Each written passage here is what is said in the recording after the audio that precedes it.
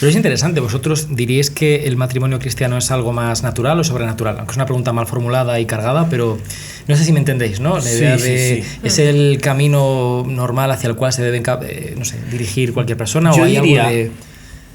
Claro, es que si el plan de Dios era hacerse carne y compartir su vida con nosotros, siendo uno de tantos, significa que nada de lo humano es meramente natural.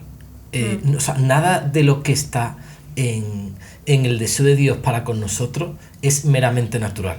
Entonces, en ese sentido, la pregunta ahora, ¿es el camino más normal? Casi, si se me permite presentarlo así, casi estadísticamente. A lo mejor en nuestro tiempo ni siquiera estadísticamente. Claro, por eso lo pero digo. digamos que con todos los peros que se le puedan poner a esta expresión, digamos, en una comunidad sana, en una iglesia sana, lo más normal estadísticamente es la vocación al matrimonio. ¿Qué quieres decir con sano? O sea, bueno, que yo creo que hay muchas patologías en la afectividad que incluso padecemos los cristianos casados y los cristianos célibes, sí, pues quizás por la cultura audiovisual, los referentes que hemos tenido, que por ejemplo, o sea, hoy lo normal, que no lo sería desde el punto de vista de la vocación cristiana, es que unos novios, antes de casarse, si es que está en su horizonte, se vayan a vivir juntos. Por ejemplo, para la perspectiva cristiana, no habría por qué pasar por ahí. De hecho, lo mejor sería que te vayas a vivir, a compartir la casa y el lecho con alguien cuando estás casado.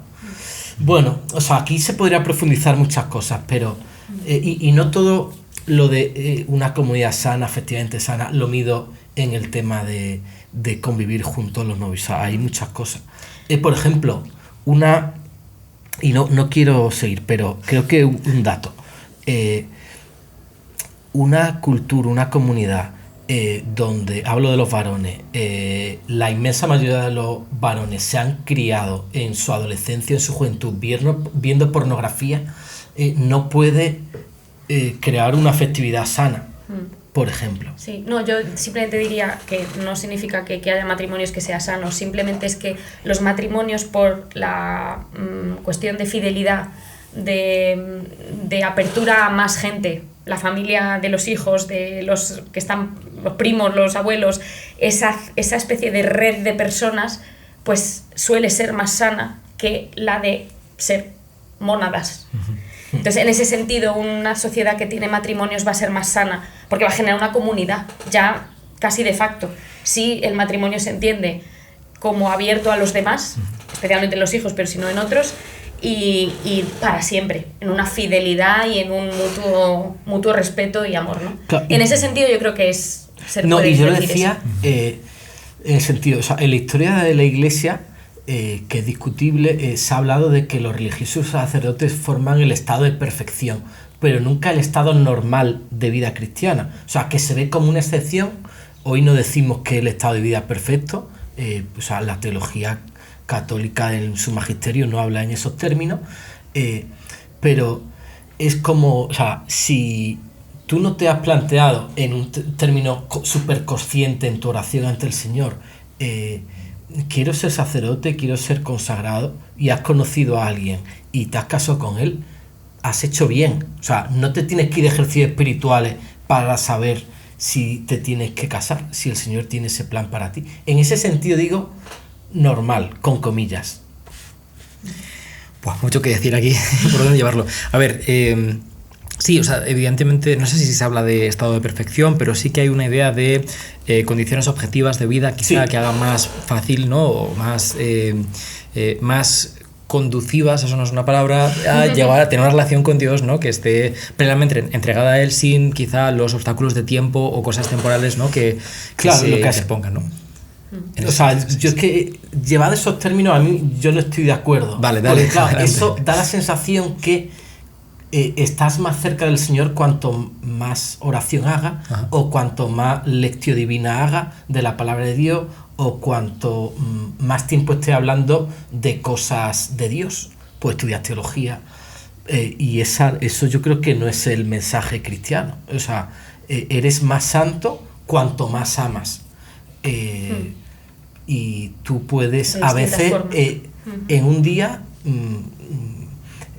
puede haber hecho un minuto de oración, pero haber estado en lo que el Señor quiere que esté, cuidando de tu hijo, cuidando de tu madre, escuchando a tu mujer, trabajando, que es lo que te toca. En ese sentido, lo que dice San Pablo de relacionar el matrimonio con lo mundano, en un sentido neutro de estar en el lugar del mundo, o sea, donde el mundo lo requiere, ahí sí diría que es, sin embargo, un monje no está en el mundo, pero no tiene por qué ser menos santo un matrimonio de seglares por estar en el mundo.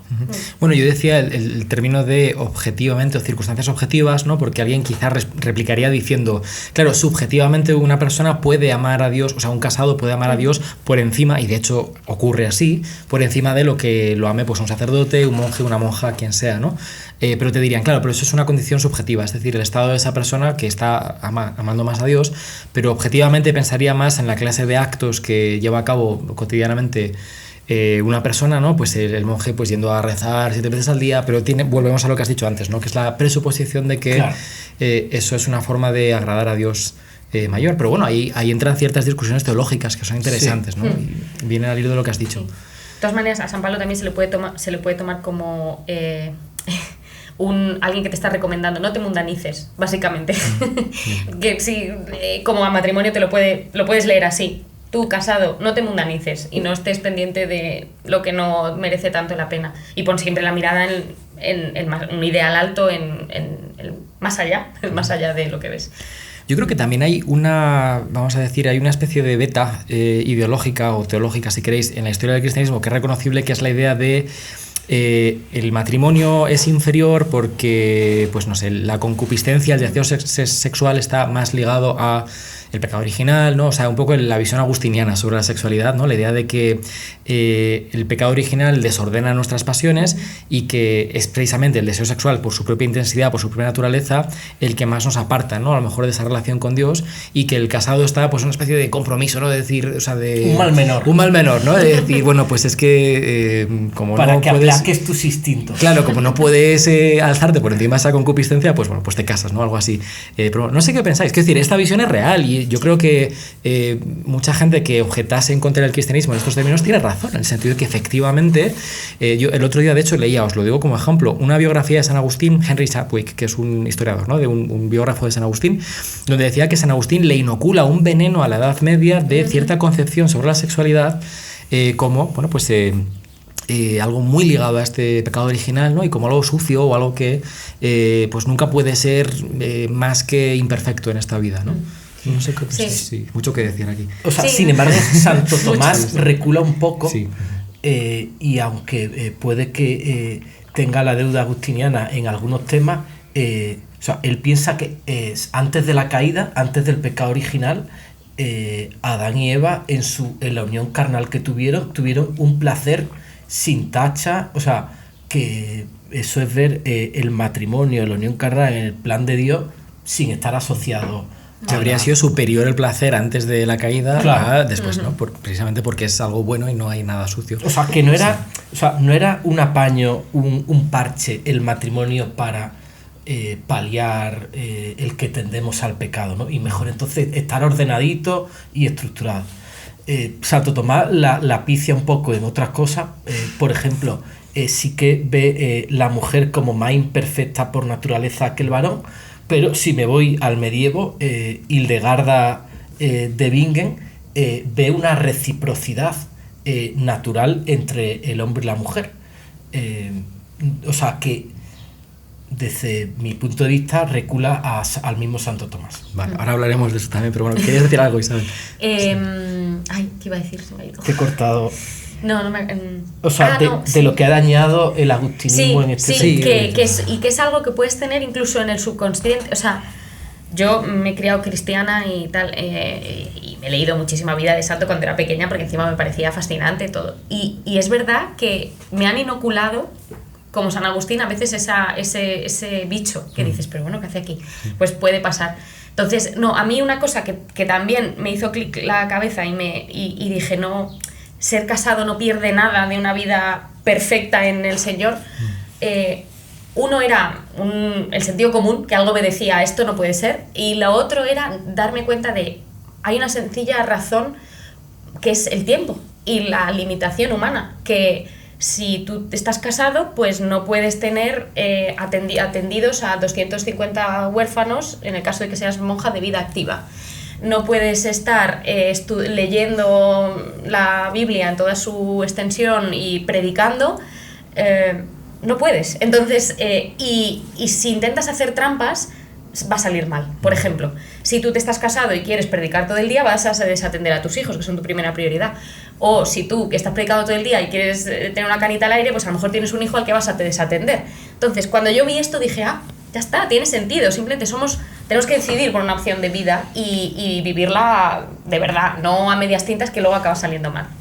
Hombre, lo que hace es que yo ahí haría algún matiz, no enmienda. Igual soy un poco básica. Porque una iglesia local puede que dé la misión a un matrimonio, o sea, a una madre casada o a un padre casado, de que le sostengan durante el tiempo de una evangelización. O sea, que el trabajo, la dedicación de una familia puede ser la misión.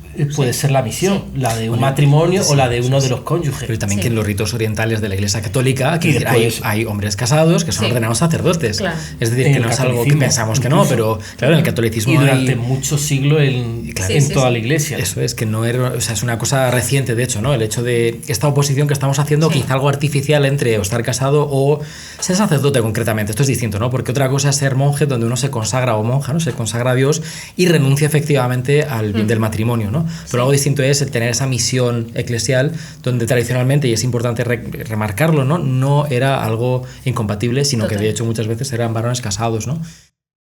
Si te ha gustado este corto, puedes ver la conversación completa a través del enlace en pantalla. Para apoyar mi trabajo, suscríbete a patreon.com/laencrucijada, donde disfrutarás de acceso anticipado y sin anuncios a todos los episodios del podcast, además de una biblioteca de cursos de filosofía y literatura exclusivos para miembros. Muchas gracias por seguirnos.